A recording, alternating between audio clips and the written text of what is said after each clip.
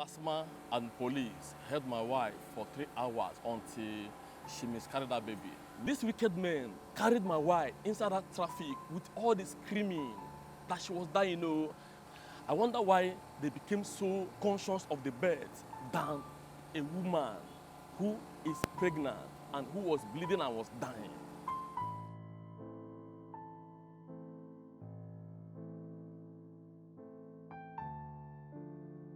On the 25th of June 2021, I was in my car with my wife and I stay in Ikotun.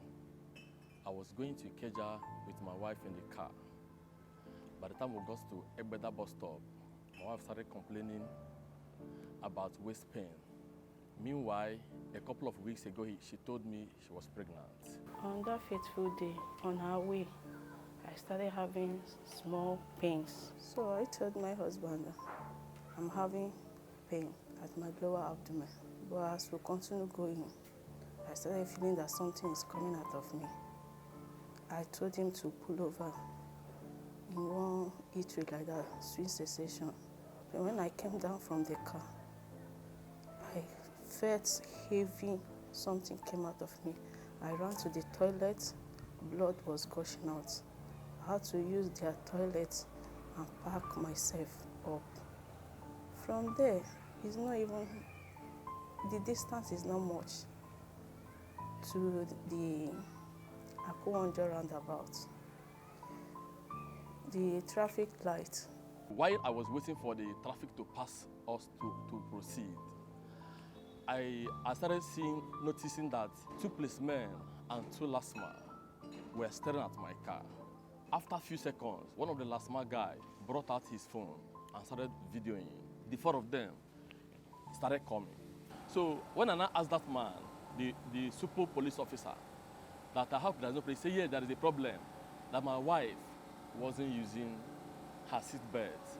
I said, oh, we just drove out of Swiss Session eatery because she was bleeding. And even as we speak here, she's still bleeding.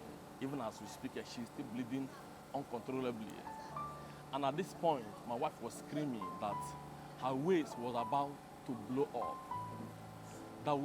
She was begging them and she was crying. The police officer attached to LASTMA said I should shut up, that they are not medical doctors.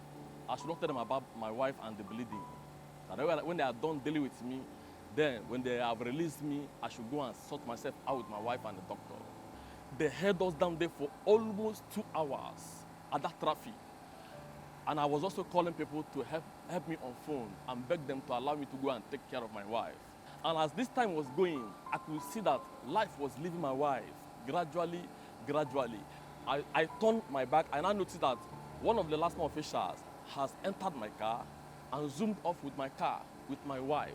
I entered the car and drove me home. I was telling the man, please now, what is all this? He now turned again. When we got to one roundabout again, he turned and came back to that place. By then, I saw my husband running towards us. The man stopped. My husband entered our car. We went back there, continued begging them. All my begging, nobody even bothered to pity us. By then, I started losing strength. Later, I saw them driving me away. My husband was not inside. I had to call my husband and say, where are you? I'm dying here. He asked me where we were. I don't even know where we were at that point. I asked the LASTMA, where are we? He said they are coming, that my husband is coming with the other policemen. After like an hour, they decided to leave the scene with me in their bus. These wicked men carried my wife inside that traffic with all the screaming that she was dying. I wonder why they became so conscious of the birth than a woman who is pregnant and who was bleeding and was dying inside that bus while I was with them. Those guys at the back started negotiation with me that I am supposed to pay officially 35,000 naira. But because of my situation and my wife's condition, that they can tamper justice with mercy by allowing me to pay only the sum of 10,000 naira. I priced 5,000, they say no, that is 5,000 last, 10,000 last. At that point, I never knew that the envelope of 150,000 naira was no longer in the car. the Supo, who was he claimed to be the commander of the team, he called his colleagues and told them that I was coming to come and meet them to give them 10,000 naira.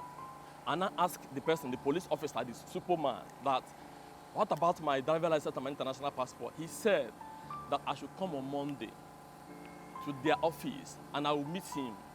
By the time I meet him, he will let me know how much I'm going to pay to have access to my particulars. So it was thereafter I now started running. I saw only my wife in the car. The police officer inspector who was in the car with my wife, with the LASTMA guy, we are standing on top of the railway expecting me to get to that place so that I can give them the money. I collected the key for my wife and then entered my steering, and from there I drove away. By the time she just stepped her feet on the ground, there was heavy flow of blood. We got to one hospital, Ikotun hospital, medical center. When the doctor saw my wife's condition, she was mad, very mad at me that why would I be this wicked? How can my wife be bleeding and bled to this extent? And she was scanned, the result came out. And, stated that it was a miscarriage. I've lost this baby just like that. Tell me how any human being can justify this. I've not committed any offense. I feel terribly bad because you know what it is when you lost a child. No woman can take it. It's so painful. Only that I could have saved the baby. I need justice. My wife is yet to recover. Now, tell me how these wicked LASTMA officers and police officers, tell me why would they be this wicked? They caused my wife this miscarriage. They should return back my international passport because there is visa on it. They should return back my driver because it's a new driving license. They should return it back to me and my 150,000 naira. Let these people compensate me, and I need justice.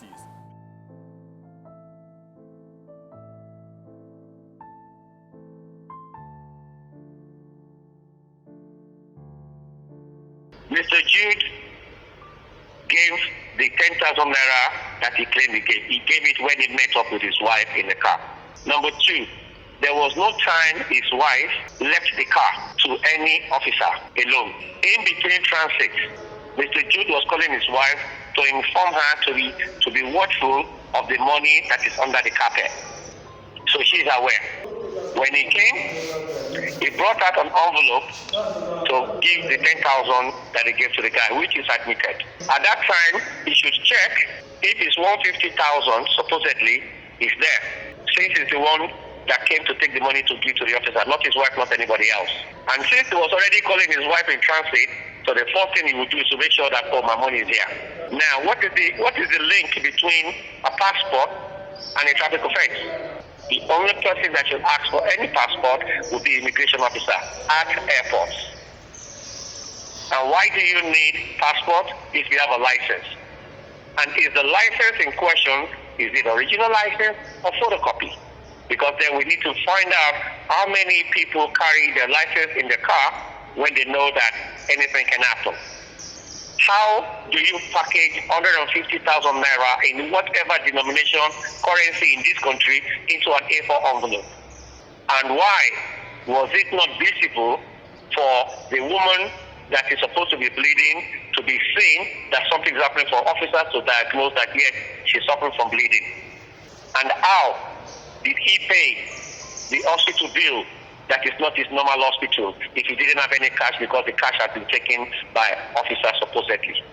We have a civil service rule. Okay. Any offense, because the officer heard, there are two actions that he took that he should not have taken, and then they're going to be disciplined according to the civil service rule.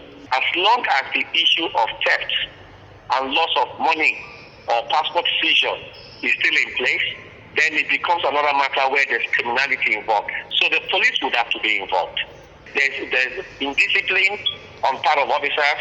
They will face discipline according to the civil service rule. But where there's criminality established, then the police kicks in and the police gets involved.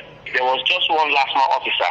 The other officers involved are from the Nigerian police, right? The LASTMA officer, the singular LASTMA officer, will face disciplinary procedure as established by the civil service rule.